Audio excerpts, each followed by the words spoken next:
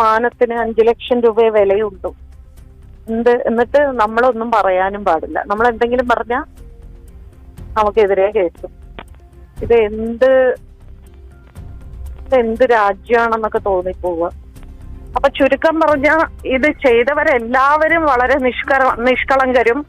അവൾ ഒരു വലിയ കുറ്റക്കാരിയും പോലെ ആയിപ്പോയി നിയമത്തിന് മുൻപിൽ. നമസ്കാരം. അങ്ങനെ കോടതി വിധി വന്നിരിക്കുന്നു. അടിപൊളി വിധിയാണ്. ആരുടെയും കണ്ണ് നിറഞ്ഞു പോകുന്ന വിധിയാണ് അല്ലേ? തുള്ളിച്ചാടാൻ തോന്നുന്നുണ്ട് എനിക്ക്. അത്രയ്ക്ക് നല്ലൊരു വിധിയാണ് കോടതി വിധി വന്നിരിക്കുന്നത്. എന്നിട്ട് കോടതി പറയുന്നുണ്ട് മിണ്ടിപ്പോകരുത് എന്നാ പറയുന്നത്. കോടതി മിണ്ടിപ്പോകരുത്, അതായത് ഈ വിധിയെക്കുറിച്ച് ഒരക്ഷരം മിണ്ടിപ്പോകരുത്, ജയിലിലിടും.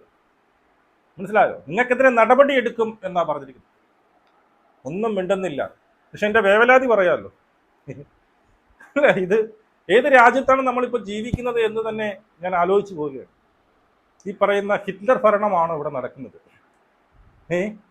അങ്ങനെയാണെങ്കിൽ കോടതി വിധിയെ വിമർശിച്ച് സംസാരിക്കാൻ പാടില്ല എന്നുണ്ടെങ്കിൽ പിന്നെ നമുക്ക് ഈ ഒരു കീഴ്ക്കോടതി മാത്രം മതിയായിരുന്നത്. എന്തിനാണ് സുപ്രീം കോടതി, ഹൈക്കോടതി എന്ന് എനിക്ക് മനസ്സിലാവുന്നില്ല. എന്തുകൊണ്ടാണ് അത് അങ്ങനെ കിട്ടിക്കുന്നത്? അതായത് ഒരു വിധിയെ നമുക്ക് തൃപ്തിയില്ലെങ്കിൽ അതിന് പകരമായിട്ട്, അതില്ലേ, തൃപ്തിയല്ലെങ്കിൽ നമുക്ക് പോകേണ്ട മറ്റൊരു കോടതിയാണല്ലോ ഈ പറയുന്ന സുപ്രീം കോടതി, ഹൈക്കോടതി അല്ലേ? അപ്പോൾ ഒരു വിധി വന്നു, അടിപൊളി വിധിയാ. വിധി സത്യം പറഞ്ഞാൽ എക്കാലത്തെയും സ്വർണ്ണ ലിപികളിൽ എഴുതി വെക്കാൻ പറ്റുന്ന ഒരു വിധിയാണ്. ആ വിധിയെ ഞാൻ തൃപ്തനല്ല എന്ന് പറയാനുള്ള അവകാശം എനിക്കുണ്ട്. ഇന്ത്യൻ പൗരൻ എന്ന് പറയുന്ന എനിക്കുണ്ട് എന്നാണ് ഞാൻ മനസ്സിലാക്കുന്നത്. ഇനി ഞാൻ പറയുന്ന തെറ്റാണെങ്കിൽ എന്നെ പിടിച്ചങ്ങ് ജയിലിലിടും. ആ പെൺകുട്ടി കിടന്ന് അനുഭവിച്ചതിന് അപ്പുറമൊന്നും അത് വരില്ലല്ലോ. അതിൻ്റെ 100 അംശം പോലും ആവത്തില്ല എന്നെ പിടിച്ച് ജയിലിലിട്ട് കഴിഞ്ഞാൽ. ഒരു അംശമല്ല. ഞാൻ ഹാപ്പി ആയിട്ട് കിടക്കും. എത്രയെങ്കിലും ചെയ്തല്ലോ എന്നുള്ളൊരു മനസ്സുഖം എനിക്കുണ്ടാവും. ഇത്രയെങ്കിലും എന്നെ കൊണ്ട് ചെയ്യാൻ പറ്റിയല്ലോ എന്നുള്ളത്. സത്യം പറഞ്ഞു കഴിഞ്ഞാൽ ഒരു ഇന്ത്യൻ പൗരൻ എന്നുള്ള നിലയിൽ നാണിച്ചു പോകുന്ന ഒരു വിധിയായിട്ടാണ് ഞാനിതിനെ കണക്കാക്കുന്നത്. എൻ്റെ തല കുനിഞ്ഞു പോവുകയാണ്. മനസ്സിലായോ? എനിക്ക് ഇത്രയും വിഷമം തോന്നുന്നുണ്ട് എങ്കിൽ ആ പെൺകുട്ടിയുടെ അവസ്ഥ നിങ്ങളൊന്ന് ആലോചിച്ചു. ആ അതിജീവിതയുടെ അവസ്ഥ. ഇപ്പോൾ അവൾ ആലോചിക്കുന്നുണ്ടാവും, ഇത് ആരെടുത്തും പറയണ്ടായിരുന്നു, ഞാൻ എന്തിനു പോയി പറഞ്ഞു. ഒരു മുളം കഴലങ്ങ് തൂങ്ങിയിരുന്നെങ്കിൽ ഇതൊന്നും എനിക്ക് അനുഭവിക്കേണ്ടതായിട്ട് വരില്ലായിരുന്നു. ആ 2 മണിക്കൂർ എന്നെ കൂട്ടബലാത്സംഗം ചെയ്തു. അപ്പോൾ ഞാൻ അനുഭവിച്ച വേദനയെക്കാട്ടുപരി എന്നെ കോടതിയിലിട്ട് 15 ദിവസം എന്നെ ഇട്ട് പിച്ചി ചീന്തി. അതിനേക്കാളൊക്കെ നല്ലത് ഇപ്പൊ അവസാനം ഈ വിധിയും കൂടി വന്നപ്പോൾ തികഞ്ഞു. എല്ലാം പൂർണ്ണമായും തികഞ്ഞു. ഞാൻ എന്തിന് ഈ കേസ് കൊടുത്തു? ഞാൻ എന്തിന് വന്ന് ലാലിൻ്റെ അടുത്ത് ഈ ഒരു വിഷയം പറഞ്ഞു? ഒന്നുകിൽ എനിക്കിത് പറയാതിരിക്കാമായിരുന്നു അല്ലേ? ഇതൊക്കെ ഉള്ളിലടക്കിക്കൊണ്ട് പലരും അതുപോലെ ചെയ്തിട്ടുണ്ട്. അങ്ങനെ ഇരിക്കാമായിരുന്നു. അപ്പോൾ ഒരു ഫൈറ്ററെ പോലെ ഞാൻ വന്ന് എനിക്ക് സംഭവിച്ച കാര്യങ്ങൾ ഞാൻ തുറന്നു പറഞ്ഞപ്പോൾ എനിക്ക് കിട്ടിയ മറുപടി വെൽഡൺ. ഇതിനപ്പുറം ഒന്നും ഇനി ആ അതിജീവിതയ്ക്ക് കൊടുക്കാൻ വേണ്ടിയിട്ടില്ല എന്നുള്ളതാണ്. മനസ്സിലാവും? ഞാൻ ഇപ്പോഴും പറയുന്നു, എന്നെ പിടിച്ച് അകത്തിട്ടോളൂ, ഒരു പ്രശ്നവുമില്ല എനിക്ക്. നിങ്ങൾ ഇടണമെന്നാണ് ഞാൻ പറയുന്നത്. നിങ്ങൾ ഇട്ടോളൂ. കാരണം ഒരു ചെറിയ ഇത് അവൾക്ക് വേണ്ടിയിട്ട് ഒരാഴ്ചയിൽ 1 വർഷമെങ്കിലും ജയിലിൽ കിടന്നുള്ള എന്നൊരു സമാധാനം ഉണ്ടാവും. ഇനി എങ്ങനെ വിമർശിക്കാതിരിക്കും ഈ ഒരു സംഭവം? അതായത് ആ വകുപ്പ് എനിക്കറിഞ്ഞൂടാ, 376B എന്നാ പറയുന്ന ആ വകുപ്പ്, അതായത് കൂട്ടബലാത്സംഗം ചെയ്യുമ്പോൾ കിട്ടുന്ന വകുപ്പ് 376B. അതിൽ കൊടുക്കാവുന്ന ഏറ്റവും കുറഞ്ഞ ശിക്ഷ, അതായത് 20 വർഷം. 20 വർഷത്തിൽ താഴെ ഒരു ശിക്ഷയും കൊടുക്കാൻ പാടില്ല, പറ്റത്തില്ല. അതുകൊണ്ട് നമ്മുടെ നീതിന്യായ കോടതി കൊടുത്തു ഏറ്റവും കുറഞ്ഞ ശിക്ഷ. എഗെയിൻ ഒരു ക്ലാപ്പ് അടിക്കുകയാണ് ഞാൻ. ഈ ഒരു വിധിന് മുന്നിൽ ഞാൻ ക്ലാപ്പ് അടിക്കുകയാണ്. മറ്റുള്ളവരെല്ലാം ഈ വിധിക്ക് മുന്നിൽ തല കുനിക്കുമ്പോൾ, നാണം കെട്ട് തല കുനിക്കുമ്പോൾ ഞാനൊരു ക്ലാപ്പ് അടിക്കണം. വെൽഡൺ, അടിപൊളി. ഇതിനപ്പുറം എന്ത് വിധിയാണ്, എന്ത് ഫേവറിസമാണ് ഈ പറയുന്ന പ്രതികളോട് ചെയ്യാനുള്ളത്? ഇതിനപ്പുറം ഒരു ഫേവറിസം ആ പ്രതികളോട് ചെയ്യാനില്ല. അങ്ങേറ്റമാണ്. കാരണം ഇതിനപ്പുറം ഒരു വിധി കൊടുക്കാനില്ല. ഇതിന് താഴോട്ടില്ലടേ. ഈ പറയുന്ന കൂട്ടബലാത്സംഗം തെളിഞ്ഞിരിക്കുന്നു എന്നുള്ളതാണ്. ആണല്ലോ, കൂട്ടബലാത്സംഗം തെളിഞ്ഞിരിക്കുന്നു. അതിൽ ഏറ്റവും കുറഞ്ഞ ശിക്ഷ എന്ന് പറയുന്നത് എന്താണ്? 20 വർഷം. അതായത് പൾസർ സുനിയാണ് നമ്പർ 1 പ്രതി, 1ാം പ്രതി. അവന് ഈ വെറും 12.5 കൊല്ലം കിടന്നാൽ മതി, അവൻ പുറത്തിറങ്ങി അവൻ വീണ്ടും ഇതേ കലാപരിപാടികൾ ആവർത്തിക്കും. മുമ്പും അവൻ ചെയ്തിട്ടുണ്ട്. മുമ്പും പലരിൽ നിന്നും പൈസ വാങ്ങി ഇതുപോലുള്ള കലാപരിപാടികൾ ചെയ്ത് അത് പുറത്തു പറഞ്ഞില്ല. ആ കോൺഫിഡൻസ് ഉണ്ട്. അതറിഞ്ഞത് കൊണ്ടാണ് ഈ പ്രതി എന്ന് പറയുന്ന ആര് ഇവിടെ ദിലീപ് കൊണ്ട് കൊട്ടേഷൻ ഇവന് കൊടുക്കുന്നത്. നീ അന്ന് ചെയ്തല്ലോ, നീ വളരെ ഭംഗിയായിട്ട് ആ കാര്യങ്ങൾ ചെയ്തു. ആരും ഇതുവരെ ഒരു ഈച്ച പോലും അറിഞ്ഞിട്ടില്ല. നീ വളരെ വെൽഡനായിട്ട് എക്സിക്യൂട്ടീവ് ചെയ്ത് ഇങ്ങനെ ആ കൃത്യം നീ ചെയ്തു, ആരും പറഞ്ഞിട്ടില്ല. അതുകൊണ്ട് നിന്നെ തന്നെ ഞാൻ ഏൽപ്പിക്കുന്നു. ഇതും ആരും അറിയില്ല. അതായത് ഒരു ബോൺ ക്രിമിനലാണ് അവൻ. പൾസർ സുനിൽ പൾസർ ബൈക്കുകൾ മോഷ്ടിച്ച് അവിടെ നിന്ന് തുടക്കം. അവനെ നന്നാകാൻ വേണ്ടിയിട്ട് ഒരു അവസരമാണ് കൊടുത്തിരിക്കുന്ന കോടതി. അവന്റെ പ്രായം മാനിക്കണം എന്ന് പറയുന്നത്. ഈ പറയുന്ന പെൺകുട്ടിക്ക് പ്രായമൊന്നും ഇല്ലായിരുന്നു. പെൺകുട്ടി പെണ്ണായാലും അവരുടെ പ്രായമൊന്നും ഒന്നും ഒരു കണക്കാക്കുന്നില്ല. അതായത് ഓടുന്ന വണ്ടിയിൽ 2 മണിക്കൂർ വരെ ക്രൂരമായി പീഡിപ്പിച്ച പെൺകുട്ടി. അവരുടെ പ്രായം ഒരു മാറ്ററേ അല്ല. ഇവിടെ കുറ്റവാളികളുടെ പ്രായം നോക്കണം. അതായത് 40 വയസ്സിന് താഴെയാണ് എല്ലാവരും. അതുകൊണ്ട് തന്നെ അവരുടെ ഭാവി നോക്കണം. അവർക്ക് അച്ഛനുണ്ട്, അമ്മയുണ്ട്. ഈ പറയുന്ന പെൺകുട്ടികൾ ഇതൊന്നുമില്ല. പെൺകുട്ടി വേസ്റ്റാണ്, മനസ്സിലായോ? ഈ ക്രൂരകൃത്യം ചെയ്തവർക്ക് അച്ഛനുണ്ട്, അമ്മയുണ്ട്, പെൺമക്കളുണ്ട്. അവർക്ക് ഈ പറയുന്ന എന്താണ് നന്നാവാനുള്ള ഒരു അവസരം കൊടുക്കുകയാണ്. ഏറ്റവും കുറഞ്ഞ ഒരു ശിക്ഷ കൊടുത്തുകൊണ്ട് അവർക്ക് നന്നാകാനുള്ള ഒരു അവസരം കോടതി കൊടുത്തു. വെള്ളം കോടതി മാനിക്കുന്നു. ഏറ്റവും നല്ല ഈ പറയുന്ന ഏറ്റവും നല്ല ശിക്ഷ, ഏറ്റവും മാതൃകാപരമായ ശിക്ഷ, സമൂഹത്തിന് എപ്പോഴും മാതൃകാപരമായ, അതായത് സമൂഹത്തിനൊരു മാതൃകയാണ്. അതായത് എന്ത് ക്രൂരകൃത്യവും നമുക്ക് ചെയ്യാം. ആരെ വേണോ, ഓടിക്കൊണ്ടിരിക്കുന്ന വണ്ടിയിലാവട്ടെ, ഈ പറയുന്ന പൊതുവേദിയിലായിട്ട് പരസ്യമായിട്ട് ബലാത്സംഗം ചെയ്തു. നിങ്ങൾ 1, 2, 10, 15 വരെ കൊണ്ടുവന്ന് നിങ്ങൾ ബലാത്സംഗം ചെയ്തോളൂ.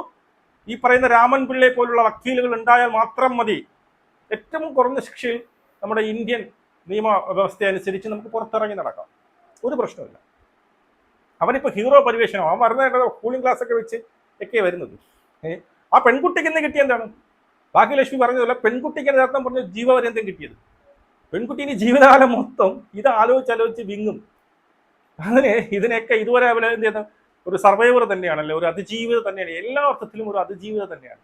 ഇപ്പോഴും വളരെ ബോൾഡായിട്ട്, വളരെ ചിരിച്ചുകൊണ്ട് സന്തോഷവതിയായിട്ട് നമ്മുടെ ഫ്രണ്ടിൽ വരുന്നുണ്ടെങ്കിലും അതിന്റെ ഉള്ളു നീർന്ന് നമുക്ക് അറിയാൻ സാധിക്കും. ഇതും കൂടി ആകുമ്പോൾ തികഞ്ഞു.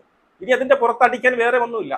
അത്രയ്ക്കുള്ള മാരകമായിട്ടുള്ള പ്രകരമാണ് ഇപ്പൊ കിട്ടിയത്. ശരി, ഓക്കെ, നിങ്ങൾ പറയുന്ന ഒരു കാര്യത്തിൽ ഞാൻ എഗ്രി ചെയ്യുന്നു. അതായത് ദിലീപിനെതിരായിട്ട് നിങ്ങൾ കൊടുത്ത അല്ലെങ്കിൽ ഇവർ സമർപ്പിച്ച തെളിവുകൾ എനിക്ക് അംഗീകരിക്കാൻ പറ്റിയില്ല. ഒരു കോടതി ഒരു ജഡ്ജി എന്നുള്ള നിലയിൽ എനിക്കത് കൺവിൻസിങ് അല്ല. ഞാനത് എന്ത് ചെയ്യുന്നില്ല, ഞാനത് അംഗീകരിക്കുന്നില്ല. ശരി, ഓക്കെ. പക്ഷെ ഇവിടെ വിട്ടു. അതിനി സുപ്രീം കോടതി പോയി അവർ തീരുമാനിക്കട്ടെ എന്നുള്ളത് അവിടെ മാറ്റിവെക്കും. പക്ഷെ ഈ കേസ് ഇത് തെളിയിച്ച കേസാണ്. അതായത് കൂട്ടബലാത്സംഗം തെളിയിച്ചത് കൊണ്ടാണല്ലോ ഏറ്റവും കുറഞ്ഞ ശിക്ഷ കൊടുത്തത്. അപ്പോൾ ഇവർ പറയുന്ന അത്രയ്ക്കുള്ള തീവ്രത ഇല്ലെന്നാണ്. അതായത് ഈ പീഡിപ്പിച്ചത് അത്രയ്ക്ക് സ്നേഹിച്ചുകൊണ്ടാണ് പീഡിപ്പിച്ചത്. വലിയ പീഡനമൊന്നും ഇല്ലായിരുന്നു. അവളുടെ സമൂഹത്തോടെ അവളെ തലോടിക്കൊണ്ടാണ് പീഡിപ്പിച്ചത്. മനസ്സിലായോ? അതുകൊണ്ടാണ് ഇത്രയും കുറഞ്ഞ ശിക്ഷ കൊടുത്തത്. ആയിരിക്കാം. ഇപ്പൊ എന്തായാലും ഈ പറയുന്ന വിധി എന്താണെന്ന് വിധി വായിക്കാൻ മതി, വരത്തേ ഉള്ളൂ. വിധി വരട്ടെ. അപ്പൊ അങ്ങനെയാണല്ലോ. വിധി വന്നതിന് ശേഷമേ നമുക്ക് പറയൂ മിണ്ടരുത്, കമാന്നൊരക്ഷരം മിണ്ടിപ്പോലെന്ന് പറയുന്നത്. എല്ലാവരെയും പിടിച്ചകത്തിടും, ഇടട്ടെ. ഈ പറയുന്ന ഇതിനു വേണ്ടിയിട്ട് പ്രതികരിക്കുന്ന, ഇതിനെ പ്രതികൂലിക്കുന്ന ഈ ഒരു വിധി ന്യായമല്ല എന്ന് കരുതുന്ന എല്ലാവരെയും പിടിച്ചകത്തിടും, എല്ലാവരെയും പിടിച്ച് അകത്തിടും, ഇൻക്ലൂഡിങ് മീ. ഞാൻ ധൈര്യമായിട്ട് തന്നെ പറയുന്നത്. എനിക്കറിയാം ദിലീപിനെതിരായിട്ട് പറയുമ്പോൾ ഉണ്ടാകുന്നതായ ഭവിഷ്യത്തുകളെ കുറിച്ച് എനിക്ക് നന്നായിട്ട് അറിയാം. മനസ്സിലായി? ഞാൻ പിന്നെ എന്തിൻ്റെ ഈ പറയുന്ന റിയാക്ഷൻ ചാനൽ എന്ന് പറഞ്ഞുകൊണ്ട് ഫേവറിസം ചെയ്തുകൊണ്ട് പേടിച്ച് ദൂരിട്ട് ചെയ്യാമെന്ന് എനിക്ക് ഒരാഗ്രഹവുമില്ല. അങ്ങനെയുള്ള ഒരു മനുഷ്യനുമല്ല. എനിക്ക് തോന്നുന്ന ശരികൾ ചിലപ്പോൾ നിങ്ങൾക്ക് തെറ്റായിട്ട് തോന്നണം. എനിക്ക് തോന്നുന്ന ശരികളിലാണ് ഞാൻ അന്നും ഇന്ന് എപ്പോഴും നിൽക്കുന്നത്. എനിക്ക് തോന്നണം ഇതിൽ ന്യായം ആരെ പക്ഷത്തുനിന്ന് എനിക്ക് തോന്നുന്ന ശരികളോടാണ് ഞാൻ നിൽക്കുന്നത് എന്നും. അത് ആരോ ആയിക്കോട്ടെ. ബാലഭാസ്കറിന്റെ വധത്തിൽ നിങ്ങൾക്കറിയാം, ബാലഭാസ്കറിന്റെ ആ ഒരു എന്തുമാത്രം എനിക്കറിയാം, അതിൻ്റെ ത്രെഡ് എത്രമാത്രമാണ് ബാലഭാസ്കറിന്റെ കേസിൽ നമ്മൾ സംസാരിച്ചത്. അതുപോലെ തന്നെയാണ് ഇത്. എതിർകക്ഷി നിൽക്കുന്നത് ആരാണെന്ന് വ്യക്തമായി അറിഞ്ഞതുകൊണ്ട് തന്നെ നമ്മളിത് ചെയ്യുന്നത്. കൂടിപ്പോയി ഞാൻ കൊന്നളയുടെ എന്തിനാണ് അതിനെ കെട്ടി ഇങ്ങനെ ഈ നാണം കെട്ടി ജീവിക്കുന്നത്? വല്ലവരെയും മൂട് താങ്ങി എന്തിനിങ്ങനെ നാണം കെട്ടി ജീവിക്കുന്നത്? അതിൻ്റെ ആവശ്യമില്ല. അപ്പോൾ അവർ പറയുന്നത്, അപ്പോൾ ഈ വിധിന്യായത്തിൽ നമുക്ക് മനസ്സിലാക്കാൻ സാധിക്കുന്നത് ഏറ്റവും കുറഞ്ഞ ഈ പറയുന്ന ഈ ശിക്ഷ കൊടുക്കുമ്പോൾ അതിനർത്ഥം എന്താണ്? വളരെ അത്രയ്ക്ക് കാഠിന്യമുള്ള ഒരു ബലാത്സംഗമായിരുന്നില്ല എന്നുള്ളതാണ്. വലിയ കാഠിന്യമില്ലായിരുന്നു. അതെല്ലാവരും കൂടി ചിരിച്ച് കളിച്ച് തമാശ പറഞ്ഞ് പണ്ടത്തെ കുശലാന്വേഷണമൊക്കെ നടത്തിയാണ് ബലാത്സംഗം ചെയ്തത്. അതിനുശേഷമാണ് എന്ത് ചെയ്തത്? ഈ പറയുന്ന ചിത്രങ്ങൾ ചിത്രീകരിച്ചത്, മൊബൈലിൽ ചിത്രീകരിച്ചത് വളരെ ചിരിച്ചു കളിച്ചുകൊണ്ടാണ്. അതുകൊണ്ട് ഇതിന് വലിയൊരു കാഠിന്യമൊന്നുമില്ല. അപ്പോൾ വീണ്ടും ഇത് ഏത് രാജ്യം ഏത് രാജ്യത്താണെന്ന് എനിക്ക് പിടിയിട്ടുന്നില്ല. നമ്മൾ ഇന്ത്യയിൽ തന്നെയാണോ, അഭിപ്രായ സ്വാതന്ത്ര്യമുള്ള ഒരു രാജ്യത്ത് തന്നെയാണോ നമ്മൾ കിടക്കുന്നതെന്നൊക്കെ എനിക്ക് മനസ്സിലാവുന്നില്ല. ഇപ്പൊ ഒന്നും മിണ്ടാൻ പറ്റത്തില്ല. കോടതി എന്ത് പറഞ്ഞാലും അത് തമാമൊരു അക്ഷരം മിണ്ടാതെ നമ്മളത് കേട്ടുകൊള്ളണം എന്നുള്ളതാണോ? ഹിറ്റ്ലർ ഭരണമാണോ നടക്കുന്നത്? മിണ്ടാൻ പറ്റത്തില്ല. അപ്പോ ഇതിനേക്കാളും വലിയൊരു ശിക്ഷയുണ്ട് ആ പെൺകുട്ടി കൊടുക്കാൻ വേണ്ടി. ഇത് ഈ ഭാഗ്യലക്ഷ്മി പറയുന്നുണ്ട്, ആ പെൺകുട്ടി എനിക്ക് വിളിക്കാൻ പേടിയാണ്. സത്യമാണ്. അക്ഷരാർത്ഥം ഞാൻ ആ ഭാഗ്യലക്ഷ്മിയുടെ വാക്കുകളിൽ നിന്ന് എനിക്ക് കിട്ടുന്ന ആ ഒരു പെയിൻ ഉണ്ടല്ലോ, നമുക്ക് ഇവിടുന്ന് അനുഭവിക്കാം. എന്ത് ചെയ്യാൻ പറ്റൂടെ? എൻ്റെ ഒരു മോളാണ്, ആലോചിച്ച് നമ്മൾ സധൈര്യം വന്ന് പറഞ്ഞതാണ്. എനിക്കുണ്ടായ അനുഭവം പേടിച്ചു മാറി നിൽക്കാതെ വന്ന് പറഞ്ഞതാണ്. ഇനിയിപ്പോൾ ഈ പെൺകുട്ടി ഇത് തരുന്ന ഒരു സന്ദേശം എന്ന് ചോദിച്ചു കഴിഞ്ഞാൽ, പെൺകുട്ടികൾ ഇനിയിപ്പം വലുതായിട്ടൊന്നും വലിയ ചാട്ടമൊന്നും ചാടണ്ട. മനസ്സിലായോ? പെൺകുട്ടികൾക്ക് അവർക്കൊരു ബോർഡർ ഉണ്ട്. വൈകിട്ട് പുറത്തിറങ്ങാൻ പാടില്ല. ഇങ്ങനെയുള്ള സംഭവങ്ങൾ വരുമ്പോൾ വന്ന കേസും കാര്യങ്ങളൊന്നും കൊടുക്കാനൊന്നും പാടില്ല. ഇത്രയേ ഉള്ളൂ. അപ്പോൾ പൾസർ സുനി ഒരു 12.5 കൊല്ലം കഴിയുമ്പോൾ അവൻ ഏറ്റവും ആദ്യം ഇറങ്ങുന്നത് അവനാണ്. മനസ്സിലായോ? പിന്നെ ഒരു കോമ്പൻസേഷൻ കൊടുത്തു പിന്നീട് ഈ പറയുന്ന ആർക്ക്, നമ്മുടെ ഇരയ്ക്ക് അല്ലെങ്കിൽ അതിജീവിതയ്ക്ക്, സർവൈവറിന് ഒരു കോമ്പൻസേഷൻ കൊടുത്തു. മറ്റൊന്നുമല്ല, 5 ലക്ഷം രൂപ. എന്നെ കൂട്ടമായിട്ട് 6 പേര് ചേർന്ന് ബലാത്സംഗം ചെയ്തില്ല, നിനക്ക് 5 ലക്ഷം രൂപ. അടിപൊളി. മനസ്സിലായി? ഇരയ്ക്ക് കൊടുത്തു 5 ലക്ഷം രൂപ മതി, നീ ഇരുന്നു. എനിക്ക് ഇതുവരെ നഷ്ടപ്പെട്ടതെല്ലാം ഈ ഒരു 5 ലക്ഷം രൂപയ്ക്ക് കിട്ടും എന്നുള്ളതാണ്. അപ്പോൾ ഭാഗ്യലക്ഷ്മി പറഞ്ഞ വിധിപ്പകർപ്പ് വരട്ടെ, എന്നിട്ട് നമുക്ക് ബാക്കി സംസാരിക്കാം. ഞാൻ പറയുന്നതിന് ന്യായമുണ്ടെന്ന് തോന്നിയാൽ മാത്രം സബ്സ്ക്രൈബ് ചെയ്ത് കൂടെ നിൽക്കുക. ഇത്രയേ ഉള്ളൂ എനിക്ക് പറയാനുള്ളത്. ഭാഗ്യലക്ഷ്മി പറഞ്ഞ സംഭവം നമുക്കൊന്ന് കേൾക്കാം. ശ്രീമതി ഭാഗ്യലക്ഷ്മി, 1 മുതൽ 6 വരെ പ്രതികൾ മാത്രമാണ് കുറ്റക്കാരെന്ന് കണ്ടെത്തിയത്. അവർക്ക് കൂട്ടബലാത്സംഗത്തിന് നിയമം അനുശാസിക്കുന്ന ശിക്ഷയുടെ ഏറ്റവും ചെറിയ ശിക്ഷ, അതായത് 20 വർഷത്തെ കഠിന തടവ് മാത്രം. അതെ, ഒരു പെണ്ണിന്റെ മാനത്തിന് 5 ലക്ഷം റുപ്യ വിലയോ അല്ലേ? അതെ, 50,000 രൂപ വീതം ഓരോ പ്രതിക്കും പിഴ ശിക്ഷ, അതിൽ 5 ലക്ഷം അതിജീവിതയ്ക്ക് കൊടുക്കണമെന്നുമാണ് കോടതി വിധിച്ചിരിക്കുന്നത്. അപ്പൊ മറ്റവരെയൊക്കെ വെറുതെ വിട്ടാൽ മതി, ഇവരെ അങ്ങ് വെറുതെ വിട്ടാൽ മതിയായിരുന്നു. ഇതിപ്പോ നമ്മൾ ചില കുട്ടികളെ ശാസിക്കില്ലേ, ഇനി കുറുമ്പ് കാണിക്കരുത് എന്നൊക്കെ, അതുപോലെ ആയ മാതിരിയേ തോന്നുള്ളൂ. അവളുടെ മാനത്തിന് 5 ലക്ഷം രൂപയെ വിലയുള്ളൂ. അവളുടെ മാനത്തിന് 5 ലക്ഷം രൂപയെ വിലയുള്ളൂ. വളരെ കൃത്യമായിട്ടാണ് ഭാഗ്യലക്ഷ്മി പറഞ്ഞിരിക്കുന്നത്. അതായത് കൊച്ചുകളെ കുറുമ്പ് കാണിക്കുന്ന കുട്ടി ഒരു അടി, ഇനി മെല്ലെ ചെയ്യരുത്, ഇനി ചെയ്യരുത് കേട്ടോ, ആ രീതിയിലൊരു ശിക്ഷയാണ്. കാരണം ഇതിന് താഴെ ഒരു ശിക്ഷ കൊടുക്കാനില്ലടേ. ഒരു പേരിനെങ്കിലും ഒരു 5 കൊല്ലം കൂടുതൽ കൊടുക്കാത്തത്, ഒരു പേരിനെങ്കിലും, ഒരു സമാധാനത്തിനെങ്കിലും അതുപോലും ചെയ്തിട്ടില്ല. ഇനി വെറുതെ വിടാം, ഇങ്ങനെ ഒരു കേസിന് വെറുതെ വിടാം എന്നുള്ളൊരു സംഭവം കൂടി ഉണ്ടെങ്കിൽ എന്ന് ആലോചിച്ചു. ഏറ്റവും താഴ്ന്നത് വേണമെങ്കിൽ ഇവരെ വെറുതെയും കൂടി വിടാമായിരുന്നു എന്നൊരു വകുപ്പും കൂടി ഉണ്ടായിരുന്നുവെങ്കിൽ ഉറപ്പായിട്ട് ഈ കോടതി വെറുതെ വിട്ടേനെ. കാരണം ഇതിപ്പം ഈ പറയുന്ന എന്താണ്, ശിക്ഷ തെളിഞ്ഞല്ലോ. ഈ പറയുന്ന ഗൂഢാലോചന ഉണ്ട് എന്ന് തെളിഞ്ഞു കഴിഞ്ഞാൽ ശിക്ഷിച്ചേ പറ്റുള്ളൂ. അപ്പൊ ഏറ്റവും താഴെയുള്ള ശിക്ഷ ഏതാണ്, അത് കൊടുത്തു. ഇത് വെറുതെ വിടാൻ പറ്റുമായിരുന്നുവെങ്കിൽ ഉറപ്പായിട്ടും 100% വരെ വെറുതെ വിട്ടേനെ. വേണമെങ്കിൽ കുറ്റം ആ പെൺകുട്ടിയുടെ തലയിൽ അടിച്ചേൽപ്പിച്ചേക്കാൻ. മനസ്സിലായോ? ആ പെൺകുട്ടി ഇതെല്ലാം ഫാബ്രിക്കേറ്റ് ചെയ്ത് ഇങ്ങനെ ഒരു സംഭവമേ നടന്നിട്ടില്ല എന്ന് പറഞ്ഞു വരുത്തിയേനെ. എന്നിട്ട് നമ്മളൊന്നും പറയാനും പാടില്ല. നമ്മൾ എന്തെങ്കിലും പറഞ്ഞാൽ നമുക്കെതിരെ കേസും. എന്താ പറയുക ഇതിന്, എനിക്കറിയില്ല എന്താ പറയണ്ടെന്ന്. ഇത് എന്ത് രാജ്യമാണെന്നൊക്കെ തോന്നിപ്പോവുക.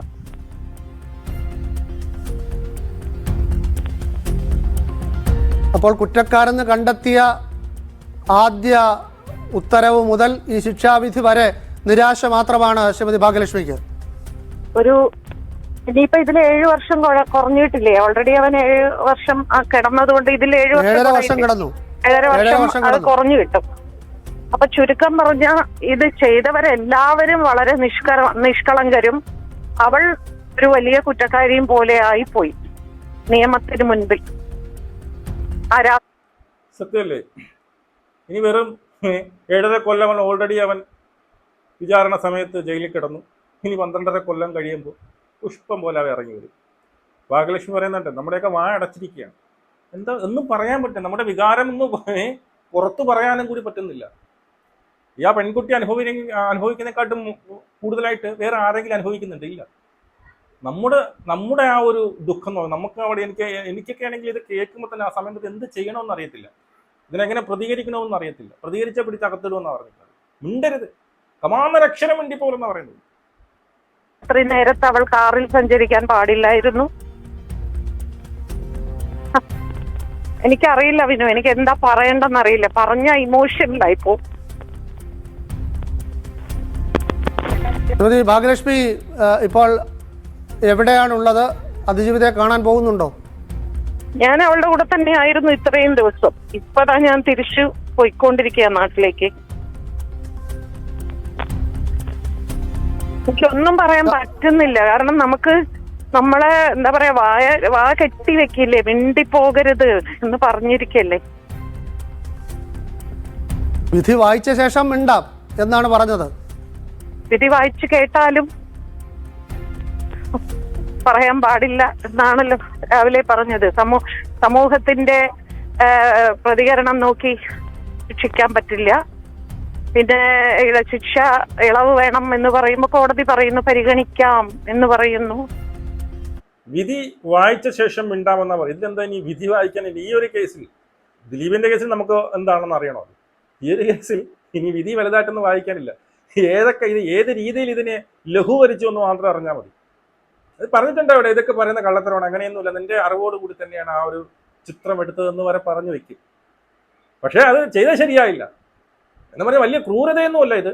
നിന്റെയൊക്കെ അറിവോട് കൂടി തന്നെയാണ്. അവൻ വളരെ താലോലിച്ച് സ്നേഹിച്ചുകൊണ്ട് ഈ പറയുന്ന ഉഭയകക്ഷി സമ്മതം മൂലം ചെയ്ത ഒരു പീഡനമാണ് എന്ന് വരുത്തിത്തരും. അതുകൊണ്ടാണ് ഇത്രയും ചെറിയ ശിക്ഷ കൊടുത്തത്.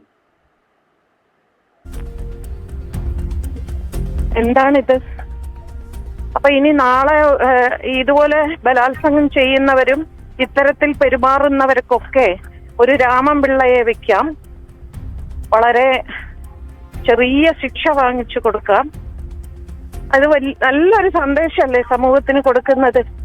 പെൺകുട്ടികളെ മാനസികമായി ഇനി എല്ലാവരും 6 മണി കഴിഞ്ഞാൽ വീട്ടിനുള്ളിൽ ഇരുന്നുള്ളൂ, പുറത്തേക്ക് ഇറങ്ങിയാൽ നിങ്ങൾക്കൊക്കെ ഇങ്ങനെ ആയിരിക്കും, ഇത്തരം കുറ്റക്കാർക്കൊക്കെ വളരെ ചെറിയ ശിക്ഷയെ കിട്ടുള്ളൂ എന്നൊക്കെയല്ലേ ഇതിന്റെ അർത്ഥം. വിധിയിൽ നിരാശയാണ് ശ്രീമതി ഭാഗ്യലക്ഷ്മിയും. പൂർണ്ണമായും നിരാശയുമാണ്. ഞാൻ ഭയങ്കരമായിട്ട് ഞാൻ റെയിൽവേ സ്റ്റേഷനിൽ കഴിഞ്ഞ് ഇമോഷണലാവാതിരിക്കാൻ ഞാൻ ശ്രമിക്കുകയാണ്. എനിക്ക് അവള് വീട്ടിലുണ്ട്, അവള് എന്തായിരിക്കും ഇപ്പോഴത്തെ അവസ്ഥ എന്ന് എനിക്കറിയില്ല. എനിക്ക് അവളെ വിളിക്കാൻ പേടിയാണ്, അവളോട് സംസാരിക്കാൻ പേടിയാ. കാരണം അവൾക്ക് അവളെ കൺട്രോൾ ചെയ്യാൻ പറ്റില്ല.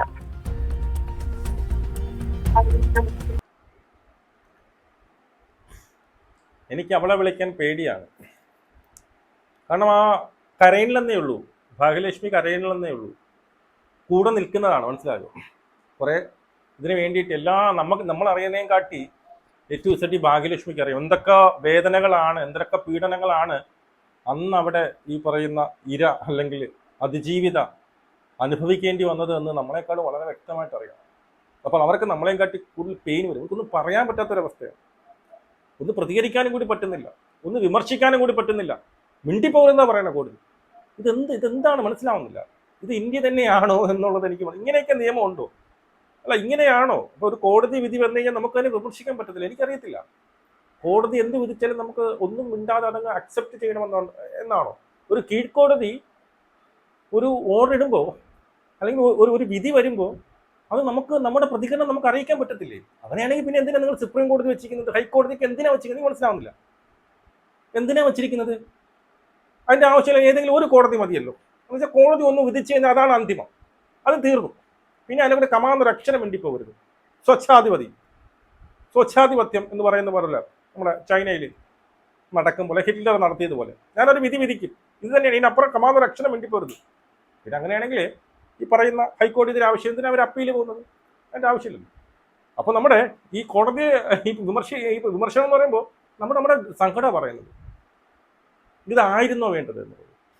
നമ്മുടെ ഒരു മക്കൾക്കോ എൻ്റെ ഒരു മോൾക്കാണ് ഇതൊരു സംഭവിച്ചതെങ്കിൽ എനിക്കുണ്ടാകുന്ന ഒരു ഫീലിംഗ് ഉണ്ടല്ലോ, മനസ്സിലായില്ലേ? കുറ്റക്കാരൻ സൂത്രധാരൻ വെളിയിലിരുന്ന് വിലസുകയാണ്. സൂത്രധാരൻ ശരി പോട്ടെ, അതിന് തെളിവില്ലെന്ന് നിങ്ങൾ പറയുന്നു.